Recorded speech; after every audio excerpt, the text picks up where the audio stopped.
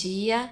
Gostaríamos de dar as boas-vindas a toda a igreja que está reunida nos diversos lares nesta manhã para oferecermos o culto a nosso Deus juntos. Queria convidar a igreja a confessarmos o credo apostólico. Creio em Deus Pai, Todo-Poderoso, Criador do céu e da terra, e em Jesus Cristo, seu Filho unigênito, nosso Senhor, o qual foi concebido pelo Espírito Santo, nasceu da Virgem Maria, padeceu sob o poder de Pôncio Pilatos, foi crucificado, morto e sepultado, desceu ao mundo dos mortos, ressuscitou ao terceiro dia, subiu aos céus e está sentado à direita de Deus Pai Todo-Poderoso, de onde virá para julgar os vivos e os mortos. Creio no Espírito Santo, na Santa Igreja Cristã, na comunhão dos santos, na remissão dos pecados, na ressurreição do corpo e na vida eterna. Amém.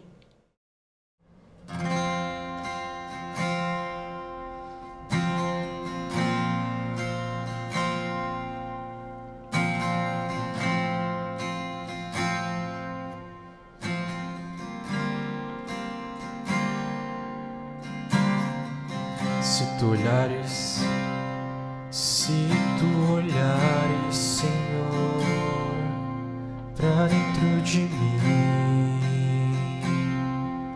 nada encontrarás de bom, mas um desejo eu tenho de ser transformado. Preciso tanto do teu perdão, dá-me um novo coração, dá-me um coração igual ao teu, meu mestre, dá-me um coração igual ao teu, coração disposto a obedecer, cumprir todo o teu querer. Dá-me um coração igual ao teu. Mais uma vez, se tu olhares, Senhor, pra dentro de mim, nada encontrarás de bom, mas um desejo eu tenho de ser transformado. Preciso tanto do teu perdão, dá-me um novo coração. Mais uma vez, se tu olhares, Senhor, pra dentro de mim, nada encontrarás de bom, mas um desejo eu tenho de ser transformado. Preciso tanto do teu perdão, dá-me um novo coração, dá-me um coração igual ao teu, meu mestre, dá-me um coração igual ao teu, coração disposto a obedecer, cumprir todo o teu querer. Dá-me um coração igual ao teu. Ensina-me a amar o meu irmão, a olhar com seus olhos, perdoar com teu perdão. Enche-me do teu Espírito, endireita os meus caminhos. Oh coração, enche-me do teu Espírito, endireita os meus caminhos. Ó Deus, dá-me um novo coração, dá-me um coração igual ao teu, meu mestre. Dá-me um coração igual ao teu, coração disposto a obedecer, cumprir todo o teu querer. Dá-me um coração igual ao teu. Vamos orar? Senhor Deus, nós queremos te agradecer pela tua presença, que tem nos sustentado durante esses dias, tem nos fortalecido e que está conosco neste momento, unindo a tua igreja que está nos lares, reunida para oferecer esse culto de adoração ao Senhor. Te agradecemos, Pai, por toda a equipe da igreja que está trabalhando, servindo, que está empenhada para fazer possível estes cultos, estes encontros, a cada dia, ainda que remotamente, para que a tua igreja possa se encontrar, mesmo que não fisicamente, mas em oração, em um só Espírito, e que o Senhor se alegre e receba todo esse sacrifício e o nosso culto desta manhã. Pedimos, Senhor, que essa mesma presença fortaleça, visite e proteja cada um dos profissionais de saúde que estão aí empenhados, servindo, se doando para cuidar de tantos que estão enfermos em todo o mundo. Te pedimos também, Senhor, que o Senhor tenha misericórdia e conceda sabedoria e temor a todos os nossos governantes, autoridades competentes na tomada de decisões e na direção, Pai, do nosso país nesse momento de crise. E pedimos também, Senhor, que o Senhor renove nesta manhã a esperança no coração, na mente, na vida de cada membro que forma essa tua igreja que o Senhor tanto ama. Pedimos também perdão, Senhor, por toda a murmuração, toda a reclamação, por todos os momentos em que nos esquecemos o valor da cruz, o sustento e a suficiência do teu amor.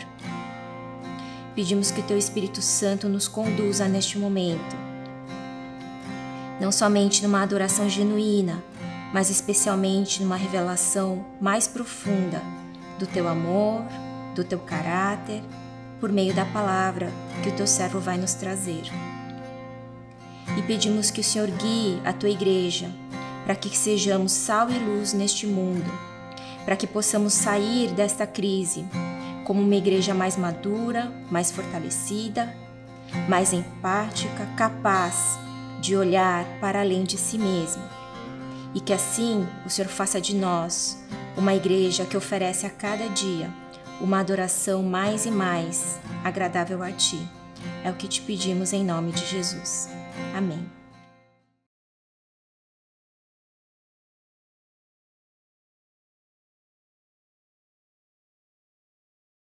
Hoje eu gostaria de compartilhar a palavra de Deus registrada na primeira carta destinada ao Timóteo, capítulo 5, versículo 8.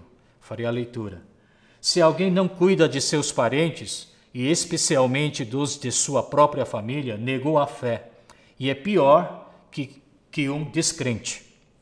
Hoje eu queria compartilhar com os irmãos a respeito de prestar ajuda, prestação de ajuda àquelas pessoas que estão passando por necessidades. Pessoas necessitadas que estão desesperadamente precisando de ajuda de outras pessoas. E para que a gente não fique apenas no plano teórico, mas que nós possamos praticar essa ação social, a caridade, o auxílio aos necessitados, logo, agora, para já, eu dividi os públicos-alvos em 2 grupos. O primeiro público-alvo é o membro necessitado de uma igreja local. Por exemplo, algum membro da nossa igreja que está passando por dificuldades financeiras. Como nós temos que ajudá-lo? Então, a respeito disso que nós vamos estudar hoje. Para o próximo domingo, outro público-alvo da ação social, de nossa ajuda financeira e material, seria aquele que não é membro da nossa igreja. Seja incrédulo ou crédulo, seja descrente ou crente, aquele que não é membro da nossa igreja, mas que está precisando de ajuda. Então, eu dividi em 2 grupos. Então, hoje nós vamos tratar do primeiro público-alvo, que é um membro necessitado de uma igreja local. Quem tem que ajudar essa pessoa? Por onde nós temos que começar? Então, vamos ler novamente o texto de hoje. Se alguém não cuida de seus parentes, e especialmente dos de sua própria família, negou a fé e é pior que um descrente. Esse princípio se aplica não somente na ajuda fornecida às viúvas, mas a todo indivíduo, a todo membro que está passando por dificuldades.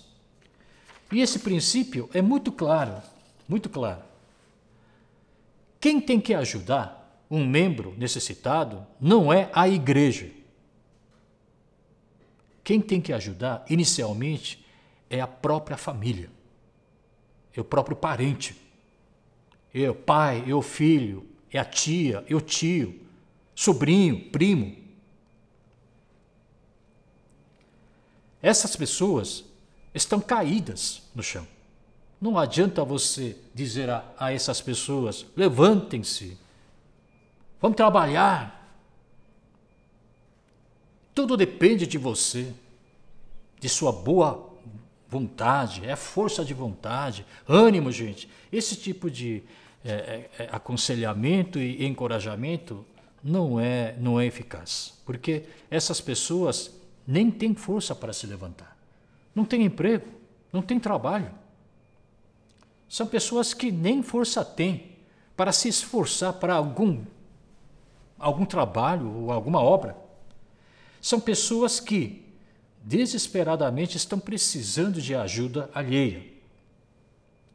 Alguém poderia dizer para mim, então a igreja tem que tomar iniciativa. A igreja tem que, de alguma maneira, sistematicamente, tem que ajudar, tem que aumentar o orçamento, verba, para ajudar essas pessoas, ajudar com a moradia, com o alimento, com a vestimenta e assim por diante.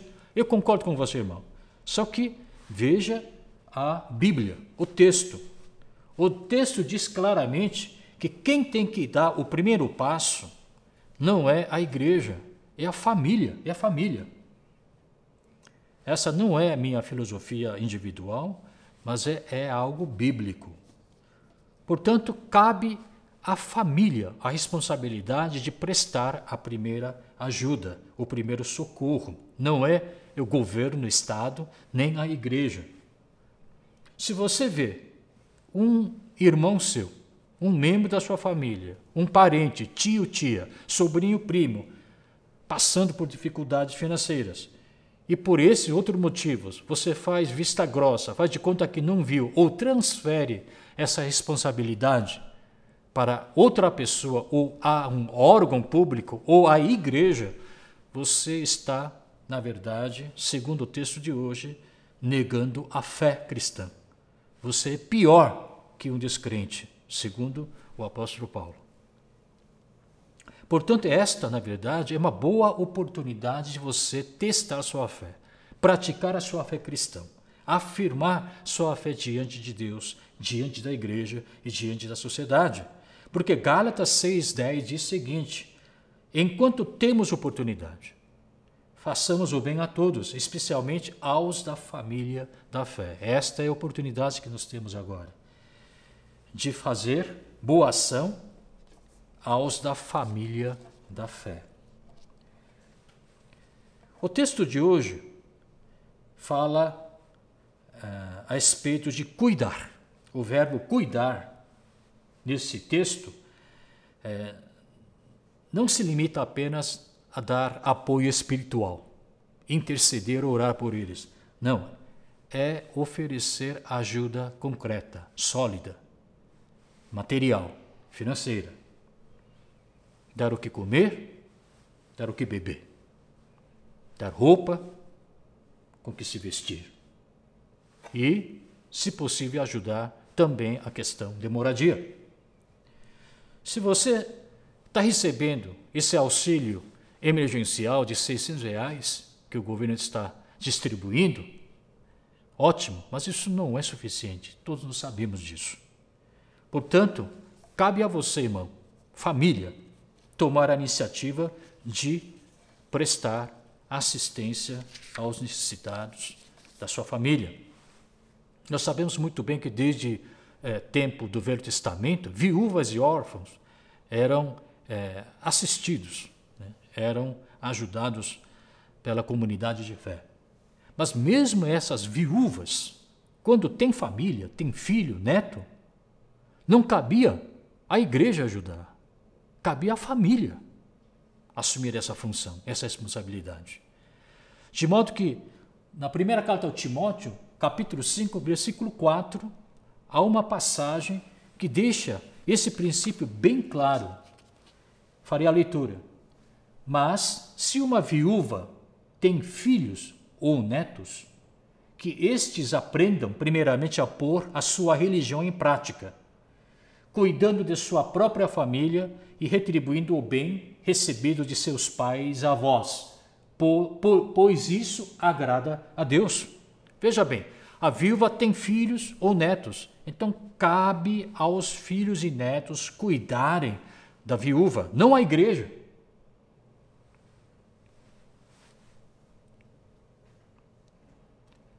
Portanto, não transfira essa responsabilidade à igreja.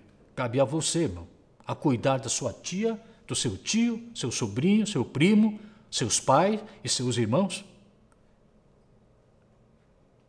Hoje em dia nós temos sistema de seguridade social que o governo oferece. Mas delegar ao governo a cumprir essa função e você não fazer nada, isso é antibíblico, irmão.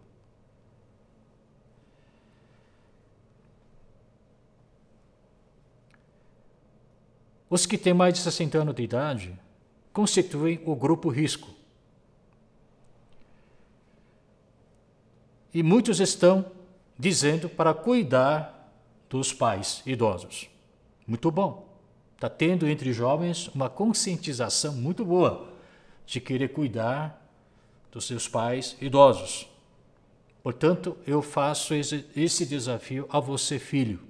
Está na hora de você pensar novamente em providenciar plano de saúde bom para os seus pais. É hora de você repensar sobre o auxílio mensal para ajudar seus pais a pagarem contas. Está na hora de você pensar num sustento financeiro para que seus pais tenham uma vida social saudável. Porque este é o caminho, é o atalho para que você, filho, seja abençoado por Deus. Porque entre 10 mandamentos, o 5º mandamento, que é honrar teu pai e tua mãe, é o único mandamento que explicitamente fala a respeito de bênção que você receberia se você cumprisse o mandamento. Os demais 9 é tipo faça e não faça. Somente o 5º mandamento, honrar teu pai e tua mãe, é acompanhado por uma bênção bem específica. Deuteronômio, capítulo 5, versículo 16. Honra teu pai e tua mãe, como te ordenou o Senhor, o teu Deus, para que tenha longa vida e tudo te vá bem na terra que o Senhor, o teu Deus, te dá. Olha, longevidade e o sucesso são duas bênçãos explicitamente registradas no livro sagrado. Portanto, honrar teu pai e tua mãe não é apenas saudá-los, tipo bom dia, boa tarde, boa noite a seus pais. É fazer com que? É tomar iniciativa e tomar medidas de tal forma que seus pais tenham realmente um bom dia, que seus pais tenham realmente uma boa tarde. Fazer com que seus pais realmente tenham uma boa noite.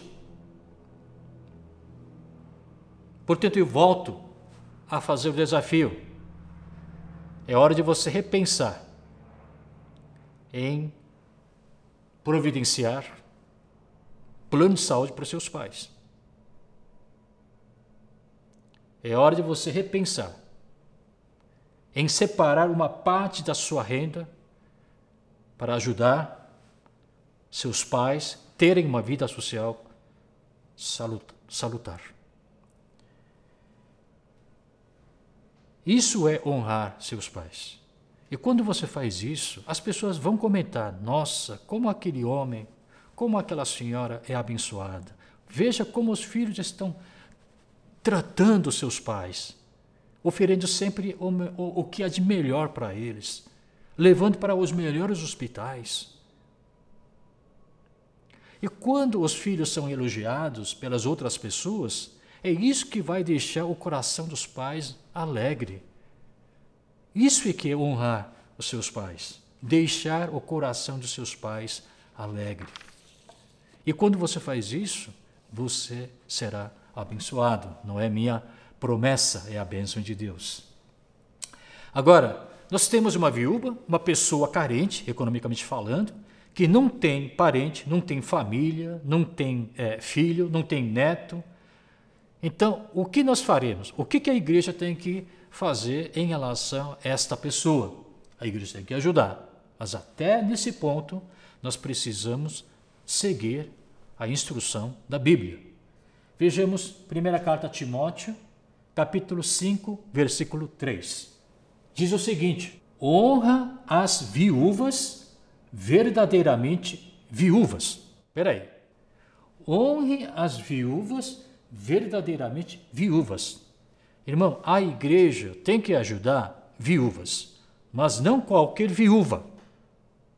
A igreja tem a obrigação de ajudar viúvas verdadeiramente viúvas. Portanto, atente nessa palavra, verdadeiramente viúvas. O que significa uma viúva verdadeiramente viúva? É uma viúva necessitada e desamparada. Em outras palavras, ela não tem a quem recorrer. Ela não tem filho, ela não tem neto, ela não tem tia, não tem tio, nem tem sobrinho, não tem primo, não tem ninguém. A essas viúvas que a igreja tem a obrigação de cuidar. Portanto, o primeiro significado de viúva, verdadeiramente viúva, é aquela viúva necessitada, desamparada. O segundo sentido, o segundo significado da viúva, verdadeiramente viúva, está registrado no próprio capítulo, 1 carta ao Timóteo, capítulo 5, versículos 9 e 10. Eu farei a leitura. Não seja inscrita, senão viúva que conte ao menos 60 anos de idade. Tem que ter uma viúva com mais de 60 anos de idade. E ela tenha sido esposa de um só marido, seja recomendada pelo testemunho de boas obras, tenha criado filhos, exercitado hospitalidade, lavado os pés aos santos, socorrido a atribulados, se viveu na prática zelosa de toda boa obra. Muito bom. para ser uma viúva, verdadeiramente viúva, merecedora da ajuda financeira da igreja, ela tinha que ser uma viúva excepcional. Uma viúva com mais de 60 anos de idade, para começar, e uma viúva que tenha feito um monte de boas obras. Uma senhora que prestou hospitalidade, lavou os pés dos demais irmãos. Somente esse tipo de viúva, que satisfaz todos esses pré-requisitos, que merecia receber a ajuda da igreja. Agora, eu faço uma pergunta para você. Quantas viúvas você acha que teriam satisfeito essas exigências tão rigorosas? Poucas, muito poucas. Em outras palavras, o que o apóstolo Paulo está dizendo para o Timóteo é, voltando ao princípio, não cabe à igreja prestar o primeiro socorro a essas pessoas, porque pré-requisitos são muito rigorosos. É para a família fazer isso. Porque entre membros da família, a gente não solicita esses pré-requisitos. A gente não busca essas qualificações. Pode até não ter feito boas obras, mas é sangue do meu sangue. É meu tio, é meu sobrinho, é meu primo. Você não precisa exigir qualificações ou pré-requisitos tão rigorosos que a igreja exigiu das viúvas. A igreja, como uma comunidade de fé, tem a obrigação de fazer bom uso de recursos de Deus. Distribuir, no caso de caridade, por exemplo, de prestar ajuda, com discernimento, com igualdade aos membros necessitados. Muitas vezes, essa obra se inicia com boa fé, com boa intenção, mas nem sempre o resultado corresponde a isso. Há muitos desentendimentos, desordem e até mal entendidos. Não foi isso que aconteceu na igreja primitiva em Jerusalém, quando os apóstolos começaram a distribuir comida, roupa às viúvas? Naquela igreja primitiva havia dois grupos de membros. Havia aquele grupo de fala grega e aquele grupo de fala hebraica. E em muitas ocasiões, viúvas de fala grega eram excluídas, eram esquecidas na distribuição de pão, na distribuição de roupa e assim por diante. Então isso criou uma condena muito grande dentro da igreja, de tal forma que os apóstolos acabaram elegendo 7 diáconos e acabaram delegando a eles essa função de praticar ajuda, de praticar ação social e caridade e assim por diante. A igreja tem que, de maneira inteligente, justa e igual, distribuir os recursos de Deus aos membros necessitados, mas esta é uma tarefa muito difícil. Tão difícil que, no texto de hoje, o apóstolo Paulo, o pastor, faz admoestação, dá um conselho a outro pastor mais jovem, que era considerado como filho espiritual do mesmo, que era Timóteo, de modo até aparentemente frio, rigoroso, impessoal, dizendo que a ação social, prestação de ajuda financeira aos membros necessitados é um dever da família e não da igreja.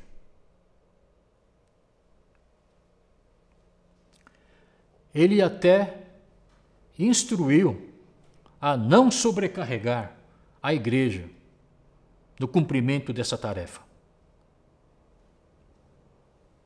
E ele cita uma outra situação,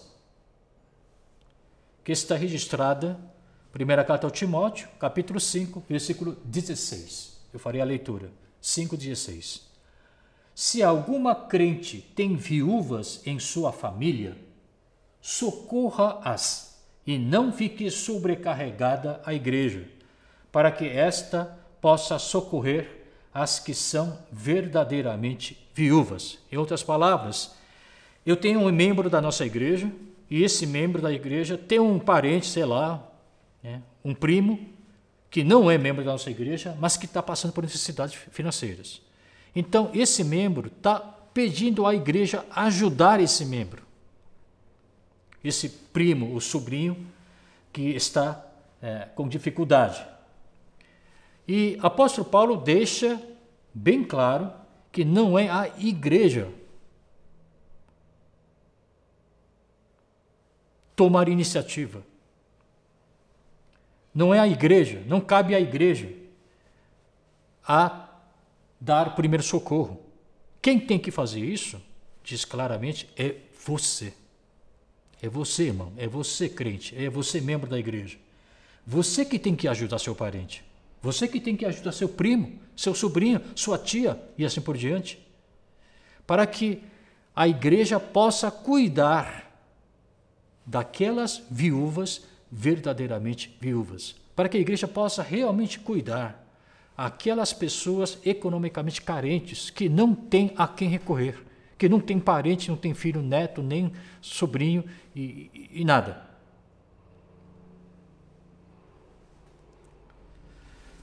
Vamos resumir, então, o que foi dito até aqui.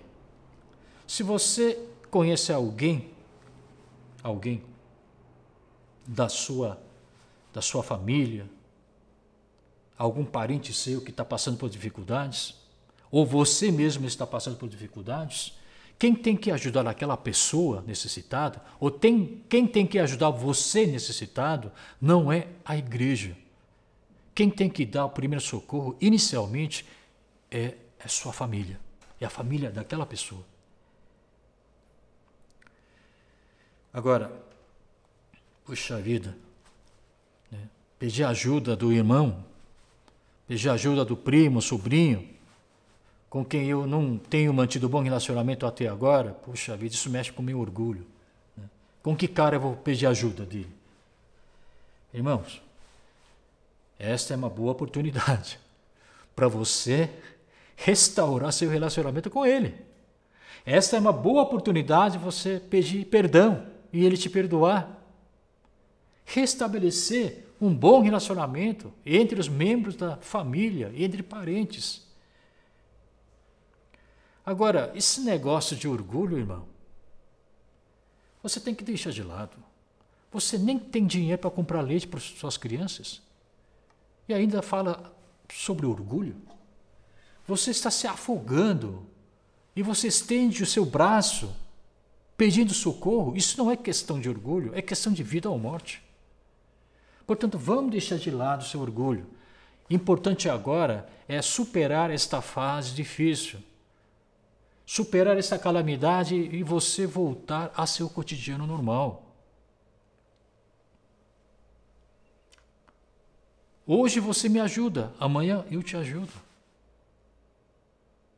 Hoje o dinheiro está em minhas mãos, mas amanhã o dinheiro pode estar em suas mãos.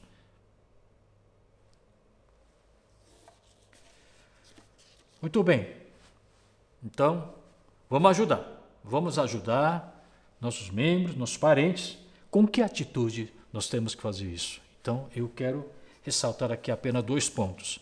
Com que atitude você tem que prestar ajuda aos membros necessitados, da sua família ou entre seus parentes? Eu queria ler uma passagem aqui e eu gostaria que você lesse junto comigo, em voz alta, que é Romanos, capítulo 12, versículo 8. Vamos lá? Se é dar ânimo, que assim faça. Se é contribuir, se é para ajudar, que contribua generosamente. Se é exercer liderança, que a exerça com zelo. Se é mostrar misericórdia, que o faça com alegria. Então eu quero ressaltar aqui 2 partes dessa passagem, desse versículo. Se é para contribuir, irmão, se é para dar, para prestar ajuda, que você faça isso generosamente. E se é para mostrar misericórdia, faça isso com alegria. Então, eis 2 princípios, irmãos. Contribuir generosamente. Eu procurei essa passagem numa outra Bíblia, numa outra versão, e diz também que é para contribuir com simplicidade. Tá? Então, se é para contribuir, você tem que fazer isso com coração generoso e com simplicidade, isto é, sem segundas intenções. Se é para ajudar, então vamos ajudar, né, com generosidade, de maneira grande, abundante, e não de maneira mesquinha.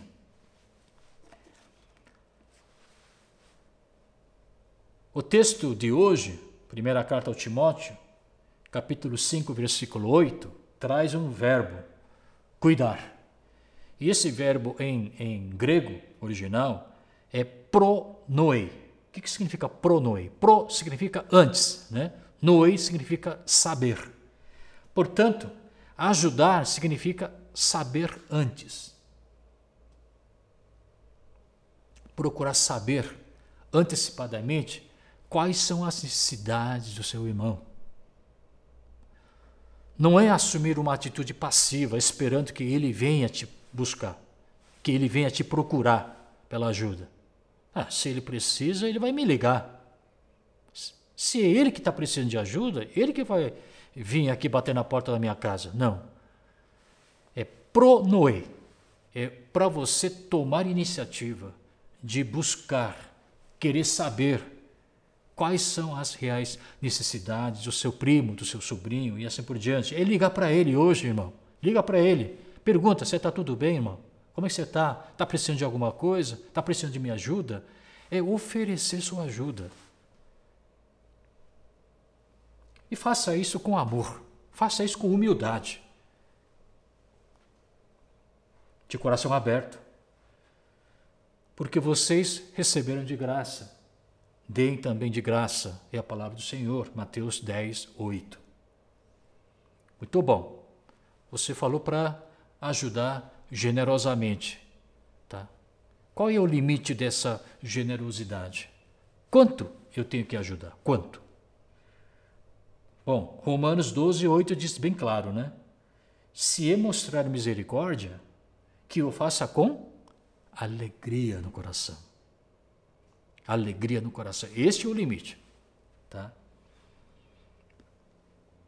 O suficiente para você não ficar chateado ou decepcionado quando não há retorno. Você ajudou, não há retorno, mas você não fica chateado com isso. Algo que você fez com gosto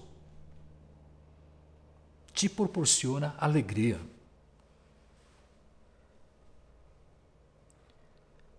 Tem que ajudar, vai ajudar, desde que seu coração esteja alegre. Nada faça com sobrecarga, peso, forçado. É um tipo de caridade, ação social, de ajuda que não agrada nem você, nem a pessoa que está recebendo sua ajuda e nem o coração de Deus. Portanto, faça com alegria, de maneira espontânea, com júbilo no seu coração. Você precisa conhecer quais são seus limites. A pessoa que está precisando de ajuda, que está numa situação desesperadora, claro que vai pedir, às vezes, além do que é necessário. Mas você tem que saber se limitar. Você sabe seus limites. Nada faça por impulso momentâneo. Porque se você fizer isso, você vai levar você e sua família à falência. Portanto, ajude, mas sempre o nível suficiente para que seu coração permaneça alegre. Tem que ajudar com simplicidade no seu coração, sem segundas intenções. Em outras palavras, não humilhe a pessoa que está precisando de sua ajuda. Não ameace essa pessoa. Não tente tirar vantagem da situação de vulnerabilidade em que essa pessoa se encontra. Tipo, olha, eu ajudo, mas em troca eu quero isso de você. Nunca faça isso. Também não fica, desculpa a expressão, fuçando coisa do passado. Olha, naquela vez, quando eu pedi sua ajuda, você não me ajudou. Agora você vem pedir minha ajuda? Não. Esquece o passado. Você vai ajudar unilateralmente, sem esperar o retorno. Talvez o retorno, em termos de reconhecimento do que você fez. Tá? Mas não espera o retorno monetário, o retorno material. Né? Você deu. Você recebeu de graça de Deus, então de graça você vai dar para essa pessoa que está necessitando de sua ajuda. Jesus ensinou a seus discípulos a prestar ajuda em segredo. E diz que em segredo o Pai ia recompensar você. Então, vamos vamos praticar essa ajuda, essa ação social, né, para a glória do Senhor e não para a sua vanglória, a sua glória própria. Muito bom. Vou tentar terminar então o sermão desta manhã dizendo o seguinte: por causa dessa calamidade provocada por coronavírus, eu sei que muitas pessoas estão passando por dificuldades financeiras, materiais, né? Eu sei que alguns dos nossos membros também estão nessa situação. Tá? Portanto, se algum membro da nossa igreja está passando por dificuldades financeiras, mas que não tenha, tá? Preste atenção, que não tenha filho, neto, não tenha outro membro da família ou algum outro parente para te ajudar, a quem recorrer? Estas pessoas, conforme o que a gente estudou hoje, a igreja assume a inteira responsabilidade de prestar ajuda.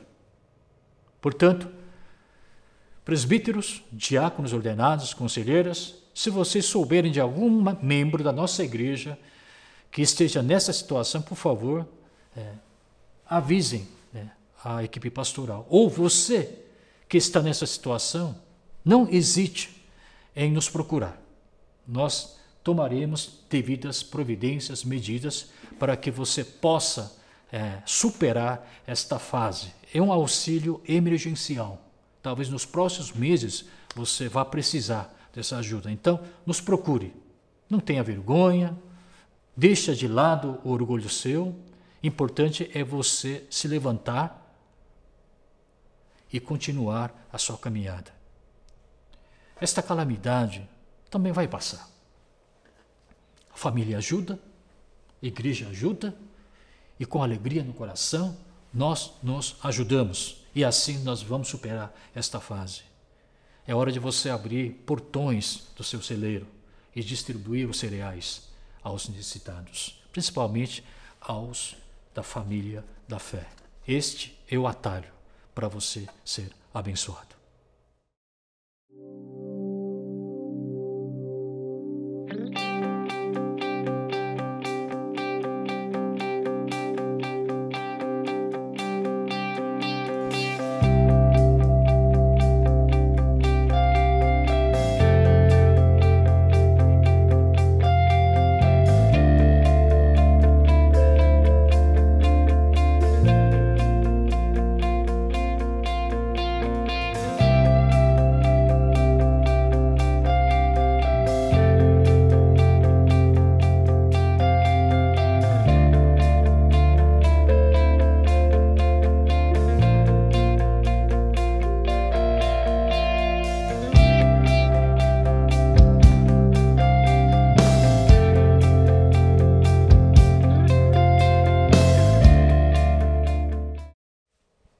Vamos orar?